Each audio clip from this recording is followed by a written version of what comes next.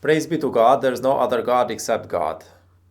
Many haters of God's revelations, after they hear that Muhammad was allowed to have more than 4 wives, while the other people were not, will immediately probably say something like, see, Muhammad was serving his own interests. He was inventing these things in whatever way it suited him. Well, let's see how much it suited him. Let's start from the beginning. He received his first revelation in the year 610, and about 3 years later he made it public. And here is what he went through as a consequence. At that same public event, he was famously ridiculed by Abu Lahab, by his own uncle.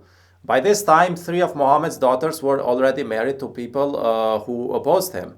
The tribal leaders pressured their husbands to divorce Muhammad's daughters by promising them many other younger women. 2 of them did divorce Muhammad's daughters, so now Muhammad had to provide for his 2 divorced daughters, which during those times had no perspective in life. The situation regarding the 3rd daughter remained just as bad. She decided to stay with her husband, so now Muhammad was in conflict with the family who were holding his daughter, and this continued even after Muhammad migrated to Medina, and during the battles and so on. This whole time, one of his daughters stayed with a group of disbelievers. Imagine how terrible that must have felt, having to fight with the people with whom your daughter is living. If Muhammad only cared about what suited him and his family, he would certainly stop fighting them. By the way, all these 3 daughters died before Muhammad. So what a great family life Muhammad had after he declared to be God's messenger. 3 humiliated and dead daughters. Also, 2 of his sons died. One was 4 years old and the other was 2 years old. Anyway, the disbelievers tried to intimidate him, threaten him, marginalize him, isolate him, and to pressure him to stop preaching. He gave permission to a very small group of early supporters to escape to Africa, even though this did not suit him, since he was left even more isolated like this. In the year 616, a public boycott was declared to anyone who had anything to do with Muhammad. No trade and no marriages were allowed with them. And this happened in a desert community where trading and family ties were pretty much the main way to survive. Then tribal protection was removed from him, which meant that if anyone killed him, they would not be held accountable. He went to Taif, which is about 50 miles to the east of Mecca, to hopefully find refuge there and to preach to them, but they threw stones at him and he came back with many wounds. When he returned, the situation got worse. The Meccans planned to kill him, so God authorized him to escape. When he escaped, he lost everything. His wife had already died. His daughters were not with him. He had to leave his house behind. His camels were already eaten to survive during those 3 years when trade had been prohibited for him by his tribe. So at this point, Muhammad had nothing. Abu Bakr came to his rescue with his own 2 camels. They escaped together riding Abu Bakr's camels. They were almost caught when they hid in a cave on their way to Medina, and they traveled through the hard road by the sea to avoid being caught, not the easy established road. When he went to Medina, he did not live an easy life there either. They had no houses, so they were forced to live 2 families in each house. Same space as before, but 2 families. To restore justice and provide safety for the Medinan people who had hosted him, he organized about 90 battles, and he actively participated in about half of them, especially in the earlier ones, the more dangerous ones, when they were few and outnumbered. Each battle would typically take about 1 week of gathering funds, 1 week of preparation and buying weapons, 1 week of standoff to see whether the enemy might decide to give up, and during this time they had to stay outside in hot summers and sleep outside in cold nights to hopefully avoid bloodshed, and then the battle would start, which would typically last the whole day, and then about 1 week of cleaning up. Imagine having to do this about 40 times in your life, while you have pressure back home, spies back home, and poverty back home. So no one can tell me that it suited Muhammad to preach the Quran. No one can tell me that he was serving his own interests. Almost all his life was preoccupied with hardship as a consequence of that, and he knew from the beginning that he would encounter resistance. He was not naive, but he did what he had to do, because it was the right thing.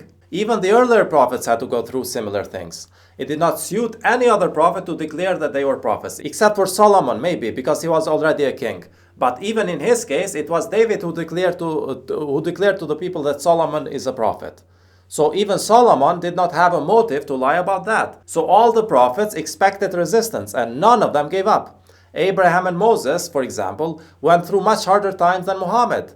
David was forced to fight against his own people, against the guy whom he was not allowed to kill, against Saul. Saul was the king, and he has lost his way and became jealous of David when he killed Goliath. So he wanted to kill David. But David was not allowed to kill Saul because Saul had been chosen a king by God. And David lived pretty much all his life hiding in the mountains where he would neither lose, neither was he allowed to win. He was wanted by Saul's soldiers. He was forced to invent the iron body armor so that they could not kill him easily. How about Joseph in prison? Zechariah was beheaded. John beheaded. Jesus, the perfect example of a sacrificial life. And then Muhammad, the last prophet, had to go through a little bit of everything. So none of the prophets had any motive to lie that they were prophets. They gained nothing from it. A few of them did enjoy life in the last year of their life, maybe, and that was only because they had fought in battles earlier, and only as an example for us, to show us that ultimately the believers win.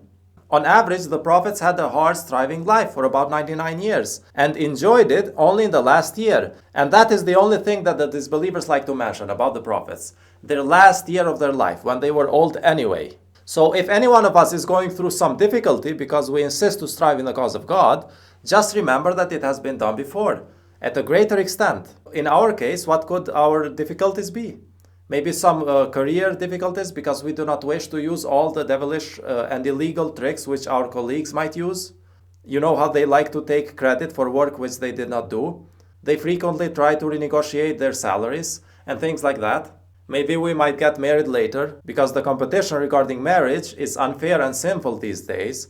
Maybe we might have children 20 years later or maybe 30 years later, but compare that to Abraham and Zechariah who had children about 80 years later.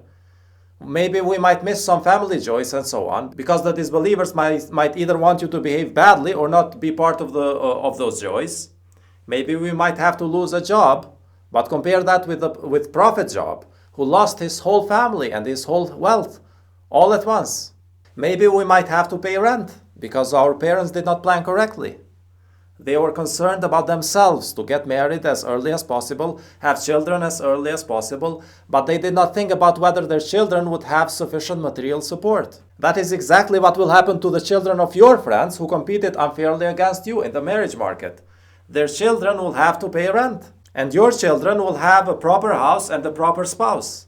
So maybe instead of owning our houses, we might have to pay rent for small apartments, but compare that to David, who was homeless for the first part of his life. He was forced to stay homeless. He went straight from homeless to king. He slept rough in the mountains and the caves of the mountains, and his whole entertainment during those times was listening to bird songs, herding sheep, and looking at mountains, so much so that God decided to let the mountains and the birds join David in worshiping God. Imagine that. It sounds interesting when I say it, but if we had to go through it, we would all quit. Most of us would quit after a few weeks in a camping trip, and let alone several years alone in the mountains. No bed, no bathroom, no shower, no clean clothes, no snacks, no chocolate, no drinks in bottles, no internet, none of that stuff. Just watching the sun rise and set. The morning and evening views are nice, but the rest of the day is too hot and uneventful, and the rest of the night is too cold and boring. So it did not suit David to declare that he was a prophet, and it did not suit Muhammad to declare that he was a prophet. But they were not serving their own interest. They were serving God. This is why God frequently calls Muhammad and the rest of the prophets his servants, God's servants, because they were not serving themselves. They were serving God.